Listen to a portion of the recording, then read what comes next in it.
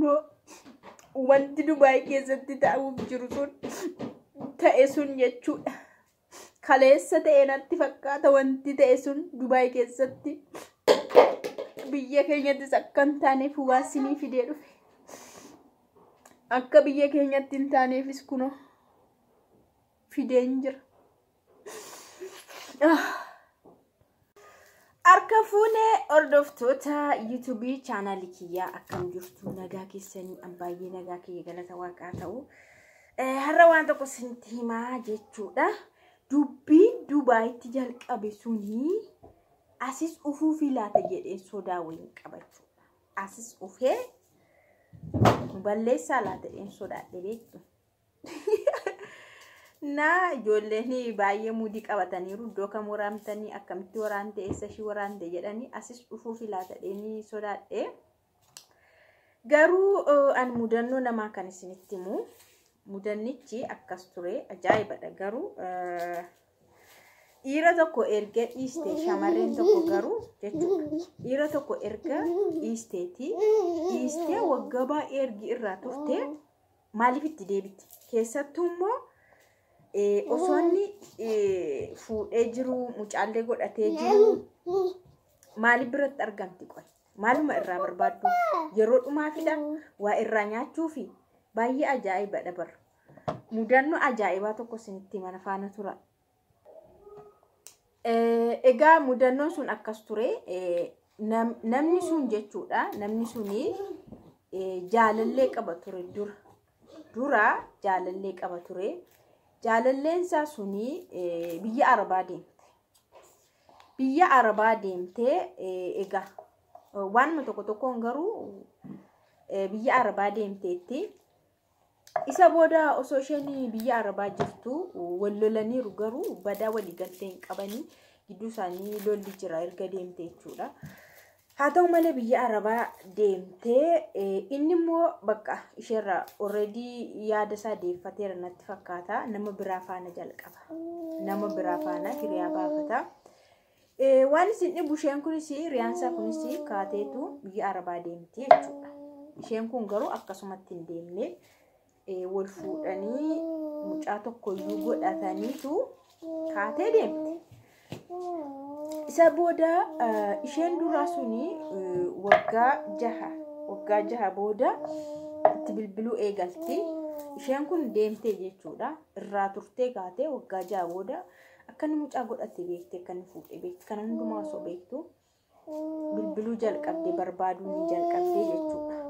Isa booda osoma akkas jettu innillee faana haasawuu jalqabee, haasofsiisuu jalqabee. Akka inni haasofsiisuu jalqabe immoo amaloota tokko agarsiisuu jalqabe jetti haati manaasaa isheen haadha manaa taate jechuudha. Anaan akka dura na haasofsiisuu dhiisaa. Kaakuun shunkurtii addunyaatti dhugaa waaqa shunkurtii addunyaatti fixee lafaanuma keessa naqatte. Dhiisi!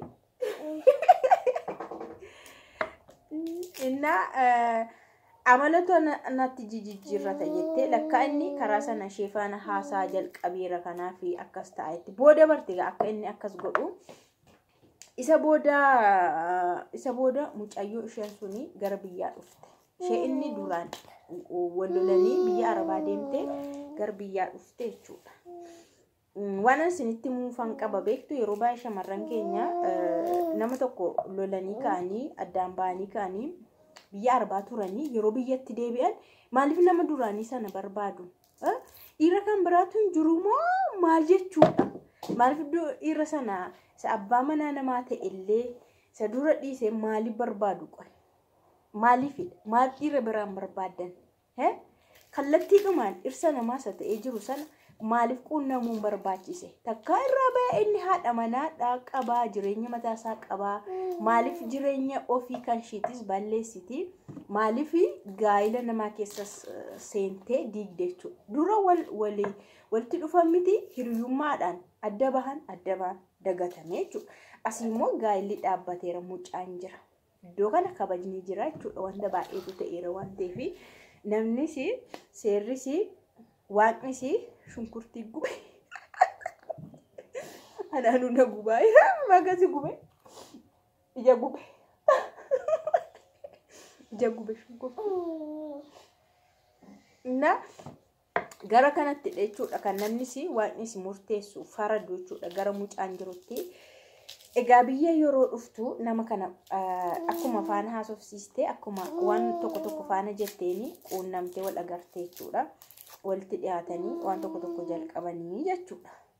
Dhiirri an hin beeku dhiirri maaliif akkas ta'u hin beeku ergi haadha manaa qabaate mucaas qabaate dhiirri biras baay'ee rakkoon jira. Dubartii biras rakkoon jira. Dhiirris diduu qaba. Lakki dura addaan baanee anaafatuma walitti hin qabnu wanti walitti nu fidu hin jiru wanti wal nu agarsiisu tasa hin jiru jedhee ofirraa dhorkuu qaba. Achumatti hambisuu kan qabu dhiirrillee sakatee dhaqachuudha barbaacha isheenis soqamtee isheenis soqamteetu dhirsa namaa barbaacha dhufte jechuudha. Akkanaan hintaloo kana faana waan arge jalqabaa. Egaa namni immoo abbaa manaa ishee sanaa ta'uu beekamtiire namoonni beekan tokko wal biratti argu durallee akka isaan jaalallee ta'an badaa beekamtiin qaban waan ta'eef mucayyoo isheen kun amaluma isaa jijjiiramuu sarara kaatee qorachuu eegalte jechuudha. Haati mucaati manaasaa yoo qorachuu eegaltu waan kana bira geesse akka inni dubartittii ishee duraan hiriyaasaa turte ishee faan akka inni jiru barti. Erga bartee immoo isuma gaafatte jechuudha. Silaayyuu abbaan sana gaafatama seerri isaas isa gaafattee yeroo gaafattu maal jedha seetan yoo maal jedhe gaariidha yoo amane immoo yoo kaade gaariidha yoo amane yoo maal jedhe gaariidha. Maal jedha isheenis jaalallee koo durattiiti wantoota tokkotu waliin hungashiin addaan baane malee jaalallee kiyya duriiti. Kanaafuu maal rakkoo qaba isheen qabeenya ishiitti jiraatti kan kee waan tuqxu tokkollee hin qabdu kan ishiitti jiraatti kan kee waan tuqxu tokkollee hin qabu jedhee deebisa. Akkamitti abbaan manaa kee deebii akkanaa deebisa maal jechuu walgaa jechuudha mitiire. Eela kuno ijoolleen Dubaay keenya kuno wal nu gaadhaniitu akkanatti waliin mari'atanii ta'aniiti kuno maqaanis oliin ka'u isheen sunis waraanamtu turte. Itu akkanatti inna wal nu gaama fi mushkilii anamma baqqa'anii baqqaalaa miti maanni bigaalaa deemee dhufa yookaan immoo supermarkeetti dhaqeen dhufa simmana turaa itti deemtee uftee wal nu gaatoo ani waliin gahame walga maafi mushkila maarakkoo qaba wal dandeenya. Wayyoo chunkurtiin nagwaara. Egaa namni kuni akkas jedhee deebiseef jechuudha. Beekan qoosa gidduutti siireesiidha. Kan shiitti jiraatti isheen mana ishii jiraatti qabeenya ishii jiraatti hiriyaa kiyya durii turte garuu haalli addaan nu baasee jedha. Mee maal haa jettu haati manaa kun haati mucaa sun maal jettee haa deebistu? Tan kanaan olii nutti dhufin jechuudha. Ganaa waan guguddaa ageenyu yoo umuriidhaan turre lafa kanarra jechuudha. Mee maal haa deebistu? Ishii bakka kanuma ishii haa jiraattu anis dhufeen jiraadha jetti immoo bakka achumaan jiraadhu ishee faana jette bilbila cufatti immoo otoo karoora ishee hin xumuratiin fiigdee ufti immoo what she had do what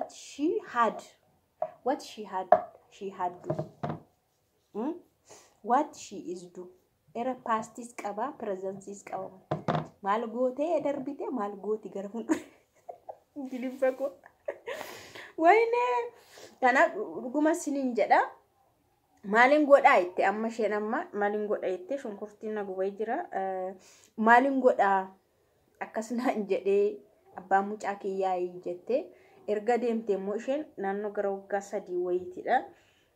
Waan tokko qabeenya tokko illee isuma biraa qabdi. Mucaanillee akka tolu mucaan immoo maatii isaa bira jira. Maatiin isaa gara magaalaa waan jiraatanii fi baadiyyaatti mucaan kun galu jedhee harkaa fuudhee gara maatii magaalaa akka xiqqoo magaalaa jedhamtutti maatii isaa bira jiru. Maatii isaa bira jira mucaan jechuudha.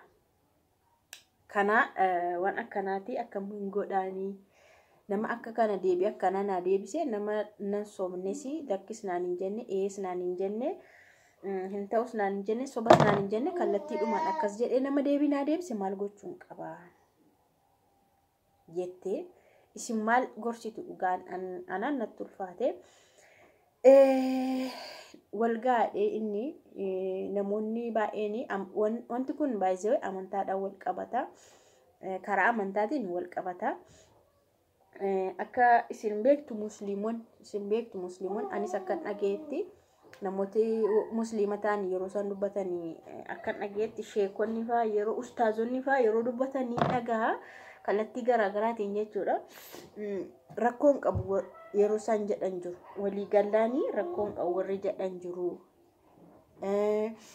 namoonni immoo shamarran immoo fedhiin qabne jiru tokko tokko mukaan kan hin barbaanne jiru masaanuu kan hin barbaanne jiru jechuudha anyways maal godhi jettuun isin rakkoon qabu akkuma inni jedhe wal gahaadhamu rakkoon qabu ishee isaa jiraachisuu atis jiraadhu jettumoo dhiisi jettumoo maal jettuun isti na akkasii isiniin jedha maalumaafuu ijoollee keenya ambuwaa sinitti beektu maaliif beektu kan ambuwaa sinitti maayiru wanti Dubaay sun akka dhufneefidha wanti Dubaay sun akka biyya keessatti dhufneefi bu'aa jira mucaan sun gaafa biyya sanaa uftu akka Dubaay intaloo Dubaay sana mana keetti hin gooneefani shunkurtii sababeeffadhee akka imimmaannaa dhufuufi bu'aa viidiyoo kana isinii hojjedhe sodaa qosa boriiti. Barreessaa fi mee keessattuu warreen amantaa musliimaa jirtanii warreen amantaa musliimaa anyways akka amantaa keenyaatti underline wangeelaan bulla waan ta'eef sagalee waaqayyootiin bulla waan ta'eef sagalee waaqayyoo immoo kana hin eeyyamu hankeenya mamnuudha already mamnuudha jaalallee koo durii jechuun hin jiru haadha manaa koo durii jechuun hin jiru sagagalummaa jedhamu nu biratti jechuudha wangeelatu nu ajaja waan ta'eef nu biratti hin eeyyamamu kanaafuu an kana keessatti garuma keessanitti fiduu malee qoodan qabu kana kee haasa'uudhaaf isin garuu warreen amantaa kana keessa jirtan akka amantaa keessanitti akka quraana keessanitti obboleetti kana gorsaa maaltu akka ta'u immoo itti himaa isiniin jedhan illee dhageen jira yeroo miidiyaarra niin dhagaa waan ta'eef yeroo ustaazonni jedhanii masaanuu rakkoon qabu lama yoo fuudhee jiraachisuu dandeenya sadii yoo fuudhee jedhama sanuu garuu